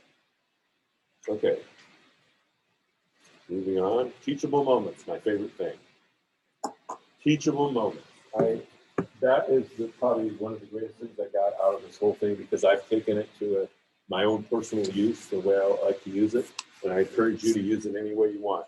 The book will give you teachable moments you can use if you want to use one. I look at every morning when I wake up. I'm an old newspaper guy. I love the newspaper. Well, I don't love the newspaper because I don't know if I believe anything that says it. But I go to the newspaper and I look for things that I might be able to use as a teachable moment. And it's pretty easy to find, actually. You know, like, again, when I told you the story of the student bill incident. When it happened, I made the call. Everybody showed up to room C2. Teachable moment. And we did it with a few other incidents that occurred around the country. And you talk about what a way to learn. Learn by example, learn by what's going on around you, the history of what's happening. And the kids take it to heart. And, you know, I'd be out on the field, and maybe we had a water break, and a kid might walk up and say, "Coach, that Steubenville thing, that's terrible. I hope that's not going to happen here, is it, Coach?" Not if you don't let it. I go, or me, or all the rest of us, we all got to buy into this, you know, and then they walk away. So the other thing I learned to do too, is when I was on the field, you know, at the end of practice, you always have, you know, you usually say something, right? Get your team together. I found that once in a while, I'd get my team together and we're ending practice, and sometimes a kid might ask a question about one of the lessons we had, maybe the lesson we just had, and all of a sudden, we're doing a teachable moment thing right there on the field, which is nothing wrong with that. Another time, I had a cross-country coach who was a female, so she had male and female, and she goes, Ron, I want to do this with you. And I go, okay, but it's not for girls. I go, yeah, it is. Why isn't it? Well, it says boys, you know, men, it's men. I go, yeah, it is, but we can adjust and adapt. And besides, they're 50% involved in all this anyway. Let's figure a way to make them involved. Well, now they actually have something for girls now. I've been yelling and screaming at them in San Francisco, you got to have something for girls, because if you go to present it to just boys, it's like Title IX. You don't have anything for girls. I was at San Diego at the State Athletic Convention, trying to convince the Commissioner of the State of California that we need to do this program for all our schools, if the ones, at least the ones that can do it or want to do it. And he said, it's a great program, I like it, but you don't have anything for girls. You can't do it. It's against the law in California. So we never did anything. Well, finally, because we're in San Francisco, California, they came up with something very similar that goes to them. Well, I said, well, you know, I'm not the smartest guy in the world, but I can take this and adjust and adapt. That's what coaches do. We have to adjust and adapt on the field, right? Halftime adjustment. So I got our girls involved at my school too. And man, it was great. They got it. So I had that cross country team. So we did a lesson one time where I had the cross country team and the football team. We did a lesson. We're out there on the field. We did it. It was great. So the gal, she goes, I go, do you want to try one? She goes, I want to, yeah. I go, good. So I let her do the next lesson in front of the football team. And see, that's a great way to pull everybody together, male, female. And it works. So then I took it even further. I tried to develop a plan for the whole school that we could do something like on a homeroom thing. I did that too. So I took the lessons and just redid them a little bit. And then as a homeroom teacher, you could actually teach a lesson during your homeroom. And we did that at my school because there was an interest in doing it. It's not for everybody, but just another way. In other words, think out of the box thing, you know, like coaches, that's what we do. We come up with a new play against that defense, you know, or whatever. So be yourself. Don't be afraid to come up with an idea and try it. And if it doesn't work, okay, it didn't work. Go some other route. But use whatever you can to make it work for you. Okay, so teachable moment can be something from the book or something you see. It could be an incident you saw. You could say something happened on campus and you don't have to use any names. Just it could be a simple thing like a fight or something. You use that as a teachable moment. Hey, like I did this one day. One of our guys broke up a fight, so I just used that as a teachable moment. Hey, and I used the guy's name because he was a hero to me for what he did. He stopped these two people from fighting. And not only that, he got them to be okay with each other. So he didn't have to worry when he turned his back, they were going to fight later. He took care of that too. And he learned it through our system here that we're doing. And this is a small system in the big system that we have to have some form of a system. So make this part of your system. Okay, so now the teachable moments in the book, there are a series of, I wrote them down here. Yeah, there's like 5. Okay, and what I would do, my advice on the teachable moments, what it is, you'll read the incident to your students, and then, then you have just a discussion, and you and them, you let them do the talking, basically. You can just read it to them, and then they will do all the rest of the work pretty much for you. And then you can add in what your thoughts are on it and this and that, okay? And it's kind of a supplementary thing to the lessons. So we could go through each one of them, but I don't think you want to do that. I think it's pretty simple for you to understand. So I will kind of just let you kind of look at that on your own. It has things like timeout, it has American Idol, just different things. And they're incidents that would normally happen at a high school that you have probably seen happen at a high school. And, you would, again, by going over it. Okay, overtime. I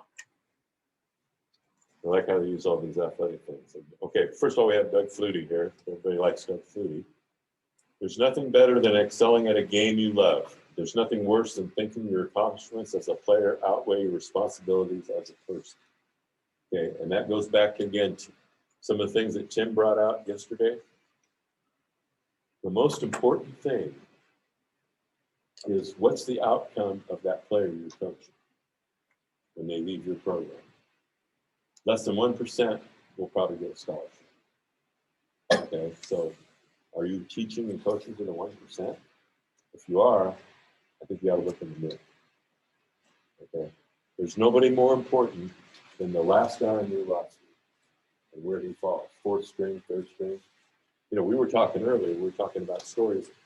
I screwed up as a coach a couple times. You know, I told a couple stories. Both of them were 3rd, 4th string guys. My very first year of coaching at the banquet, I forgot to mention George Maldonado. I'm still upset about it today, but we're good friends. He didn't play hardly, but you know, but he was important. Okay. Paul Sikelski, 3rd string defensive back, no athletic talent whatsoever. Great video guy, great camera guy. Just a great young man. He was terrible in weight training because he was weak. He just kind of, his body had, you know, progressed. Loved that young man. One of my jobs at that time in 1986 was to make sure every player got in the game if we got to that point. We had a section championship team, went 12 and up. So basically we won every game. Some games we won by big margins. Forgot to put him in the game. Yeah, felt like an idiot. Still do. Videoed my wedding in 1989. One of my good friends. He just passed away the other day. But still, he was important. So remember, every player is equally important as that Division I scholarship guy that you coach. And if you do that, you'll keep coaching too. That's the other thing. You're going to get so invested in what you're doing with these kids, you won't be able to quit. I can't quit. 44 years, I can't quit. And I'm not going to quit. Because it's what I do. It's what you do. So program helps.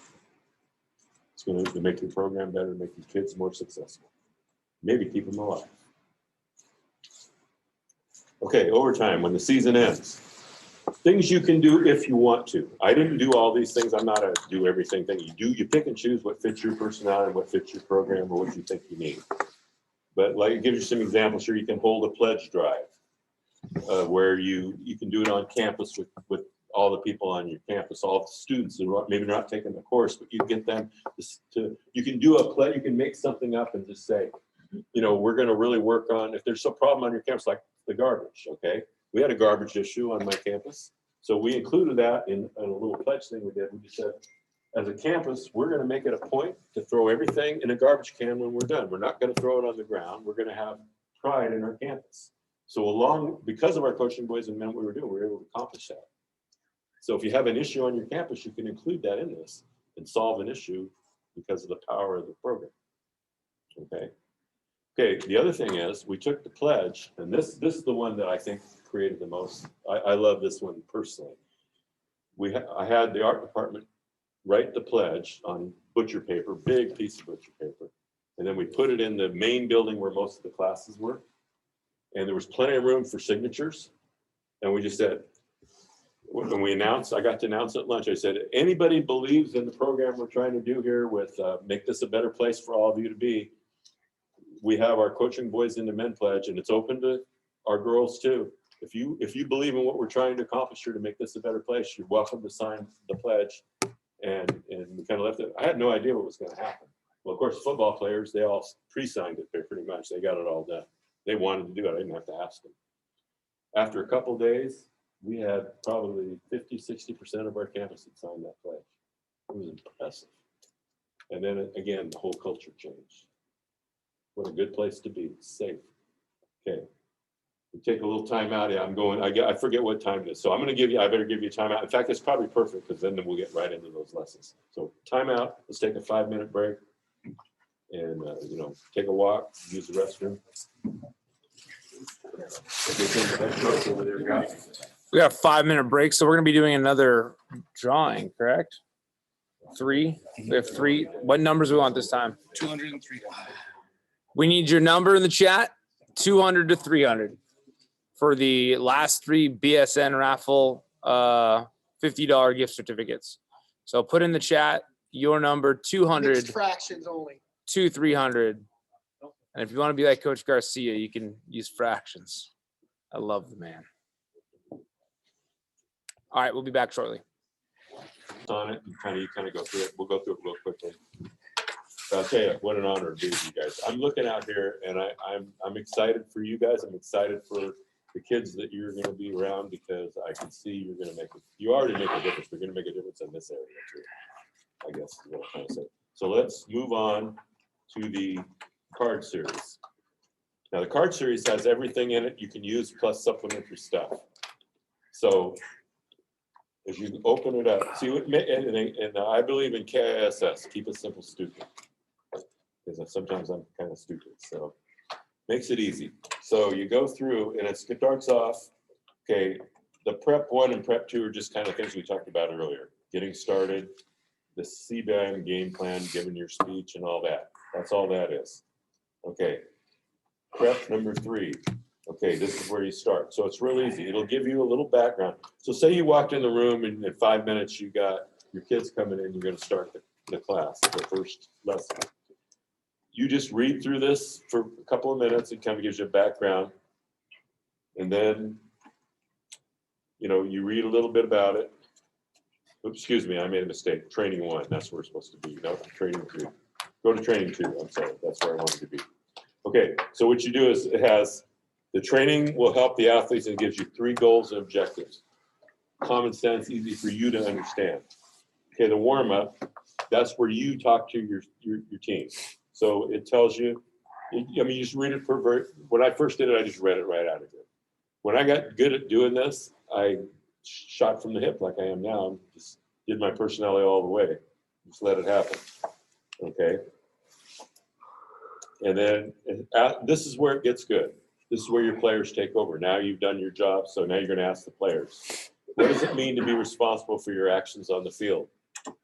Now, the whole time you're doing this, by the way, the other thing it's going to do, you're going to increase the discipline of your football team or any team you're coaching. I'm going to say football because I know that's why you're here.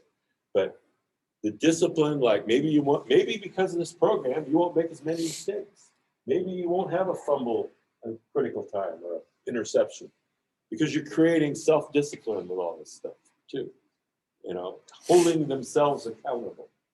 Okay, which accountability is good. Okay. Second question, how do your actions off the field represent the team, your school, and your community? You can kind of see how this works, see? These are all good things that helps your football team just asking those questions. How do you hold yourself accountable? There you go. How might we help each other be more accountable? There's the team thing, working together. If I see you doing something that you could get in trouble with the coach or maybe not get to play the next game, I want you to play. I'm your teammate. I'm going to talk to you. Hey, you don't want to do that. We need you. It's holding each other accountable. That's a big one. I found that to be really interesting how the team started doing that. So groups of people come up to one person like they're doing bad in the class and try to help them with their grades or whatever. So that's all good. Okay, and then what does it mean to listen and believe what women and girls say? Okay, so that's important. In other words, not to, you know, it's common sense. I mean, treat them respectfully, basically. Listen. And listening is a hard skill for a lot of people. Listening. You know, one of the things I've enjoyed with my 2 good friends over there is we both, all 3 of us have a lot of information and a lot of life history. But the whole time we've been together, we listen to each other. And we've all shared stories that have made us all, I think, more powerful in what we're about to continue to do. Okay? So work on your own listening skills. And this is where you get to work on your shit. You need to listen to your players. Okay, and then you go to the discussion points and wrap up. Okay, and all you're going to do on that is you can go through this and just kind of say, this is what you should, basically you're telling them what they should gotten out of this discussion today. Now, if you held the same lesson and you do it for 4 years with the same group of young men, those questions and discussions will be different all 4 years. That's why it's great. By the end of the 4 years, they're going to have this down and they're going to be squared away, hopefully squared away in that area, right? So that's what the evidence shows. And again, how does this go to winning? Well, I think if the winning is important, I think your chances of winning will be improved because of the program too. top of everything else. So that's an example of lesson one. That's an easy lesson. Now we're not going to go through every single one. I'll just quickly, because I know it's been a long day. Okay, insulting language. This is an important one to me too. I love this one. Insulting, that's like, what's up, bitches? That still bothers me. I can't get that out of my head. Because that's what got me going on this when I heard that conversation. What's one of my players thinking? Talking like that to a female. So talk about their language. Now, language is an interesting thing. We all can cuss and say bad words. I'm as good as anybody, but I choose not to. I choose not to. It doesn't bother me if you do. I just, you know why I don't? I don't know why. I used to be bad. When I was at Sac State playing baseball, and I made it out between first base and, well, going towards first base, I had a fly ball or something. My coach asked me one day, I had to play for a great coach, he's a mentor of mine. He goes, Ron, he goes, is that your mom and dad over there? Yeah. Is that your girlfriend? Yeah. He goes, too bad. Boy, they got to listen to you. And I was never so embarrassed. I didn't even realize what I was doing. I can tell you exactly what I said, but I won't, because you probably don't want to hear it. But he goes, you got to find a better way. And I go, yeah, I think I'm releasing stress. I have this thing about thinking now. I don't do well. And he goes, yeah, I've noticed. So I played left field. So I go out to left field, and he told me, turn around and do whatever I got to say or get it out of my system, you know, and I did. I worked on it, and I got good at it. So that day, I chose to change the way I talked and what I said. And that was a good lesson for me. So I could use what I just showed you in that lesson with my kids from a personal basis. And you know what? That hit home with my kids. I saw our language change right away. So again, you're going to go through it just like we showed you.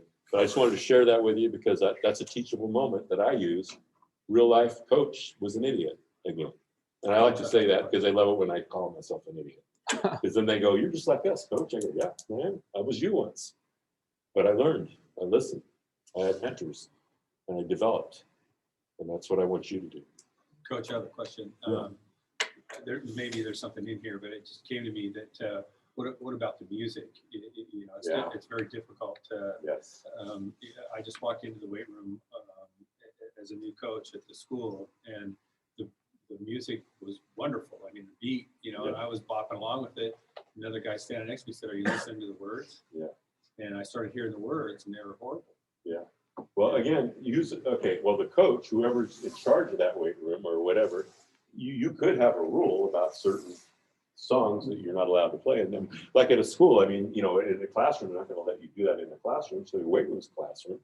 So I know I had the same problem. I mean, we did. I just said, you know what, guys, what you listen to, but in our weight room, we're not.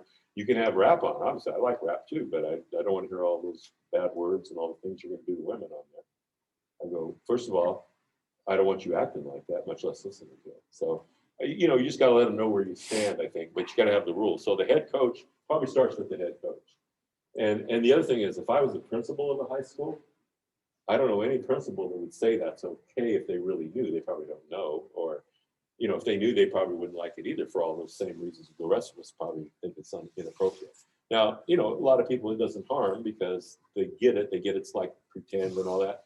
I get that part too, but a lot of people it doesn't. A lot of people that it makes them believe that's the way the world is and that's what I can do. And I get all that. But again, through this program would be a good way to address that too. And when you did the insulting language, maybe that's a good time to use that time. So if I was you, if I was in your shoes, that would probably be the lesson I would use involved in that lesson to get them to think in a way that maybe it's not a good idea that we do that in the weight room. Okay, so I don't know, it's a tough one because it is what it is because it's not going away at this point. It's there, you know, until somebody greater than you and I decides we shouldn't be doing all that stuff. So, okay, so insulting language. I don't know if that's a good answer or not, but that's about all I can give you right now. Okay. All right, 4, disrespectful behavior towards women and girls. Okay, and this is just treating people respectfully, which you're going to do with your teammates too. So I think you can use this lesson too to talk about how we talk to each other. So I mean, bullying is I'm a big against bullying. That's another thing. And it's big around the world. It happens all the time. We know it. Okay. So, this could be a time you could bring in some ideas on bullying. Now, one thing about a bully, real quick, I just want to mention, what a bully's looking for is attention and a place to belong again, or something to belong to. I belong to the I'm in charge group. I'm in charge of you because I can do whatever I want to you because you can't do anything about it. So I can beat you up. Okay. So what you got to understand the bully, that's what they're looking for. So if you have a bully and you're dealing with one, you want to convince them if you want to get more, they're looking for respect is what they're doing. So how about getting respect a different way? I remember when I was working with Lawrence, the guy that was the state winner, I said, Lawrence, look at all the respect you're getting just by doing the right thing. Isn't it amazing? You got a whole school now respecting you. Like, I've never seen one person get so much respect. I said, just because you do the right thing, okay? We were talking about it in our break about do the right thing. So maybe another good message to coaches, if there's any doubt in what you're doing, do the right thing. Okay, Lou Holtz, my hero. I got to meet him, got to walk him into a couple clinics, stole his rule 30 years ago. I had 50 rules in my econ class. And then he taught me that's too many rules. You only need one. Do what's right. Don't do what's wrong. You know that we all understand right and wrong, right? Do what's right. Do what's wrong. I use that one rule in my classroom, on my fields, in my life, with my kids as a parent. And you know what? I just don't have any issues. Just do what's right. Look in the mirror, do what's right. Okay, the other line I like is an old John Wayne thing, and I told these guys about it. And it's, I used to be afraid to talk in front of people. Still am, but I do it. Okay, now, it's real simple. Courage. Everybody's afraid. Saddle up. Okay, and what you'll find is, and I do this every day, I have it up in my bathroom when I shave before I get ready in the morning and go to work. And I read it because there might be something I got to deal with that I don't want to deal with, or I'm not sure what the outcome's going to be. And what I find is 99% of the time, whatever my brain made it out to be, it was much easier than I ever thought it was going to be, and I just dealt with it and it was done. So run to the fire. Run to the fire. That's what coaches do. We run to the fire. We don't run away from our players. When something's going on, we got to be there for them. We got to solve the issue. So courage. That's one of my favorite sayings. Okay. Digital disrespect. Every one of these is important, but this can't be any more important. We've been talking about it the whole time, social media. In the student bill thing, they were just looking it up over there. And I forgot to mention this, but one of the most critical things that the two young men went to prison for, they had some videotape. iPhone. Yep. Everything's videoed, everything's taken a picture of. You say it up, you say it on Twitter, you say it, it's there forever, all that stuff. You got to make your players really understand this. This has destroyed many a young person from moving on in life. And it's so sad. And you read about it, you see it, and they're good people. And people, first of all, they're growing up, they're going to make mistakes. We all make mistakes even as adults.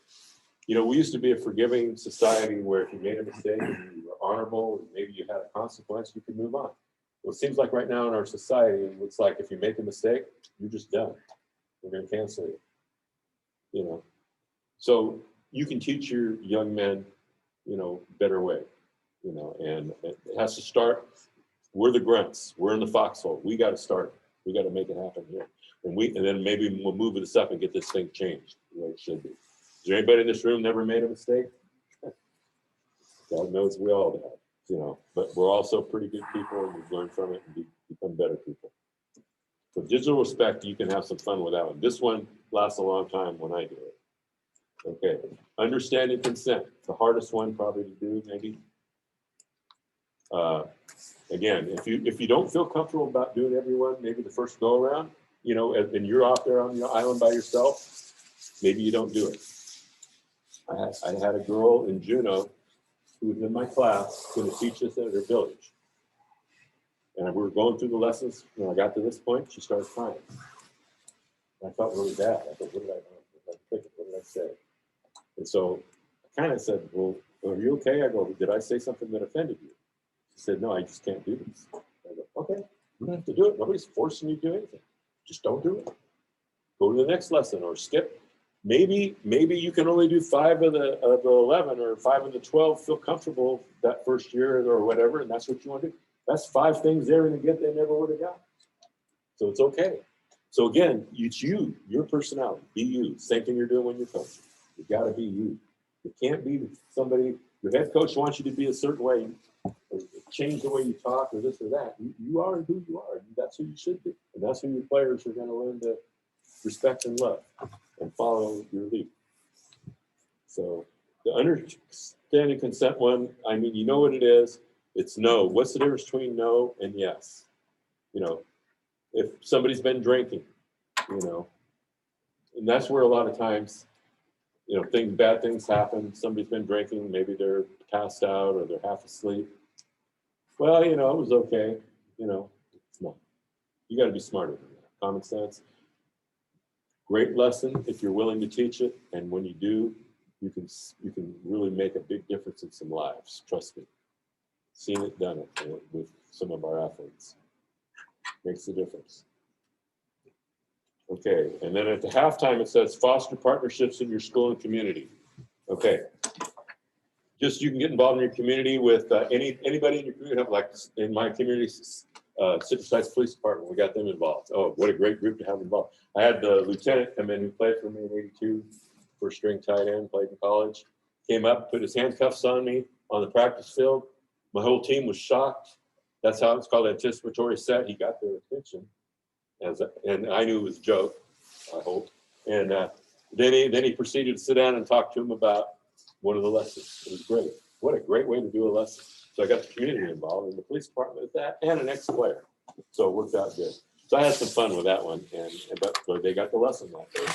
So, and then you can go to, you know, you want to, again, have your administrators, your athletic director. You know, I was the athletic director and the coach, so I was the same guy. But, you know, maybe once in a while, wouldn't it be great to have your principal come in and teach a lesson? Think about that. That principal will gain a ton of respect. If I was principal in my school and we had this program going, I would be honored to come in and teach at least one lesson in front of that football team. And I bet it would help a relationship between me and that football team as principal and a leader of the school, and pull us all together some more and get to back to that 100%. Tim's got it figured out on that 100%. He really hit home with me. He's sending me home with something good that I'm going to work on. I've been working on a lot of percentage stuff, but I never worked on the 100%.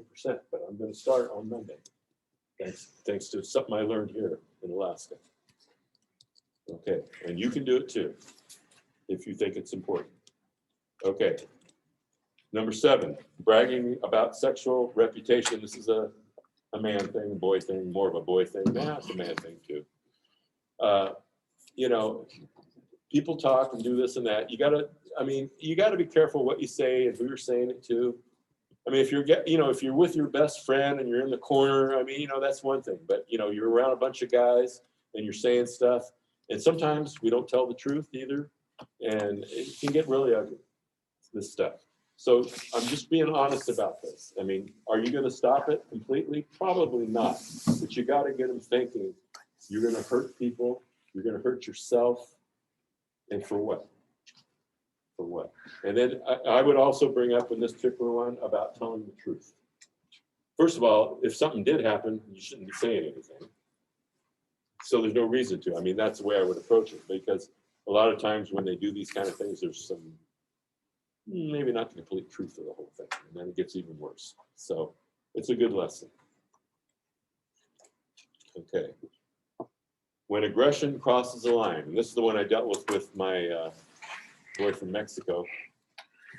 You know, you can't tolerate this, and you got to really work on it. You got, you know, if you can identify kids beforehand that might have some violence tendencies, it might be good to maybe get them on, maybe like when you're doing your 30-minute interview, or have an interview with them, maybe have a one-on-one with them, a little bit of coach counseling.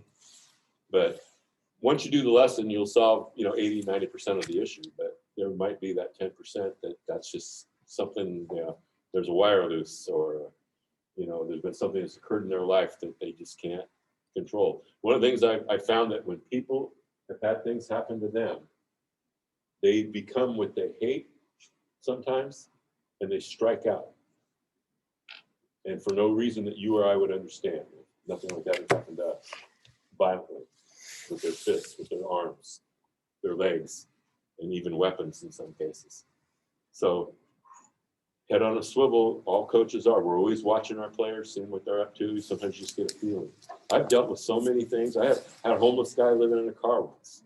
I mean, ended up being all league. And he ate well because he ate in my locker room. I mean, things because my head was on a swivel. I realized if I wasn't looking, I wouldn't have saw it. I wouldn't even know. Keep your head on a swivel. Okay. There's no excuse for relationship abuse. This is a great lesson if you think about it. If you can teach your young football player, a lot of times they have girlfriend, boyfriend stuff going on, if you can teach them how, through this lesson, just to be respectful, use the responsibility, some of the other lessons. So you can go back to some of the other lessons and throw them back in with this and just say, this is what will make a good, strong relationship. You guys will have, and even if you decide to break up, you'll respect each other, you'll be able to move on, and you continue with your life without any negative things happening or people saying things and stuff like that. It's another good, valuable lesson on character for your young man. So I like this lesson too. All the lessons are very important. Okay, and then there's a thing on here on the bullying thing. I won't mention it again because we already did, but do something with bullying because that's a big issue for our kids, as you know. And what a better group of guys than the football players to try to stop as much of it as they can and control it. Okay, and then number 10, communicating boundaries. Okay, this is a good one. Open conversation, because you're having an open conversation with your players. As a coach going through this, teach your players to have an open conversation with their significant other about what they're going to do, how they're going to handle things and what they're, what is and what isn't. And I think this is a great way for them to have control of their own relationship and their own lives. And you're giving them some really valuable tools to work with, keeping them out of trouble. Okay, number 11, modeling respect and promoting equality. Okay, and it starts with you, doesn't it? And you know what? It was really funny. I mentioned to you, I didn't say a lot of bad words, right? Well, it's not really true. I did say a few. There was a couple times I did, but there was a reason for it. Okay, so, but it worked in my favor on this one because I chose not to basically say a bunch of bad words all the time. It worked out good. Well, one year I had a pretty good team, and I blew out my knee, basically, cartilage. I needed surgery, and I put it off because we're in the middle of the season. I didn't want to have surgery. And we were playing a team, and we called a timeout for some reason. And I went out on the field, and I tried to jog like one of these deals, and the cartilage was just in between there, and the pain was unreal. And I got into the huddle, and unfortunately, a few bad words slipped out of my mouth. It wasn't normal. So my quarterback, who was my leader, he goes, "Coach, you're really hurting, aren't you?" "Yes, I am." He goes, "Don't worry, Coach, we got this." I didn't even say anything. I was so much pain. I walked off the field. Quarterback took charge, took the team down. We scored and we beat him. Great story, Realized that I was screwed up, but my leader took charge. And then I had to apologize to the team because I did something I said I wasn't going to do. So I was accountable to myself. And I did 100 downouts in return as a consequence for what I did in front of them. And I was hurting from that too, but they loved it. They loved seeing me destroy myself, so it was good. It was all good. Yeah, I play those little games of, being accountable to myself too if I make a mistake. And that's another part of the lesson that comes through all this. Okay. And then, of course, the pledge. It has the pledge in here. And then overtime, host a fan day. You can do something at a game. I mean, you might want to do something at a game where like we did on campus with the butcher paper. Maybe you do it at a game. Put it on the snack bar or something. And hey, get parents to sign it. Wouldn't that be something? Have them support you in what you're doing and what your kids are doing. So those, and what any ideas you want. If you've got a newspaper, a local newspaper, sports writer, how about a story in the paper? You should see all the stories we got in the paper. I even got an Athletic Director magazine. I did an article in Athletic Director magazine that went all over the country. And then I got responses all over the country about the program, which was good because it opened up the door for them to start the program. And I had opportunities to go other places. I just don't have time to do it. This is the only place I've gone out of state because you're my state, my second home. I just don't have time yet to do it, maybe down the road. But anyway, different ideas could lead to, oh yeah, the other thing, it leads to different things. When I got in this program, it led me to the San Francisco Giants. It led me to the article, the athletic director article. It even indirectly got me involved with the NFL and USA football because I made all these connections. You know, I got connections all over the country now. And I look at it as it's a way for me to, number one, learn more from everybody around the country. And for me, what I do know, what knowledge I do have, or what, if I have a little bit of wisdom, I can at least throw it out there and let them know what I think. And they can take it and run if they want. So it's a great program. And I guarantee it'll make a difference for your team. It might make a difference in wins, it might not, but it'll make for a better experience for you. And when you see those young men become better young men and treating people good and being leaders, boy, that's going to make you smile. When you look back, when you're a coach, you don't remember all the W's and the L's. You remember the players. They will remind you of that. I started coaching in 1976. I talk to those guys every day. Every day. I had one from 84 call me yesterday when I was back at the hotel. Running back, all these running backs. We didn't talk about running back. We talked about the experiences and what he learned. Good stuff. So I'm going to leave you with that. If you have any questions, you got my email. And you can get my cell phone too. I'll give you whatever. If you ever want to talk or anything. I would like to, I tell you what, if you can give me some feedback on the movie, that to me is really important. And even any feedback on anything we did today, or if you start the program and it's going okay, or it's not, or you want a question, get a hold of me. Okay, because I want success for everybody, especially you guys. You deserve it. You guys are all good coaches. Thank you very much for having me. All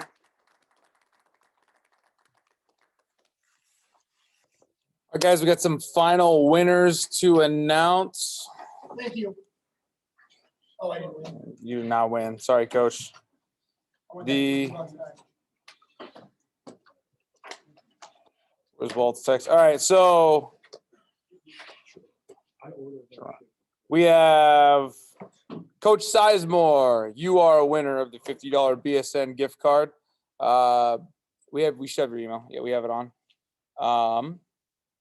Congratulations. Coach Baylash, you are a winner of the $50 gift card. Congratulations. Dancing. Good job, Coach. And Coach Juronic, congratulations. You win $50 of BSN material. Hey guys, here's the deal. This is it. Congratulations, everybody, for a great clinic. It was awesome having you guys here, being here. Some thoughts ahead. We will be having a combine in the summer. There'll be information coming out about that soon. Just need a week to take a breath from the clinic, and we'll get on to that. We will be looking at putting huddle links and all that stuff in there. So talk to your guys that are recruitable, that want to, or just any guys that have a huddle highlight film out there, so we can start applying that to the database and creating a profile on. We'll be doing one in Fairbanks. We'll be doing them regionally and try to have a standardized thing that we can hand out to coaches. You have a question, Coach? The question was, does Coach Baylash do neck workouts on a daily basis? And I believe the answer is probably yes. He's doing it right now. Yeah. So we got that. Other things to consider, if you are interested in being part of the Coaches Association, we are looking for a leadership in November at the all-state meeting that we'll be having general elections for leadership board. So we'll have a new president and all that. So yeah. So think about it. We need you. Anyway, so thank you again, guys. Much love, appreciation. Pop Warner is looking for people somewhere in West Anchorage. If you're interested in coming on over when it's orange and black with the Pop Warner guys, we could use some dudes. Anyway, referees, they need some guys. You guys got it. We'll be in touch. Hey, I'm gonna go take a nap. Love you all. Bye. We'll talk to you guys later. Adios.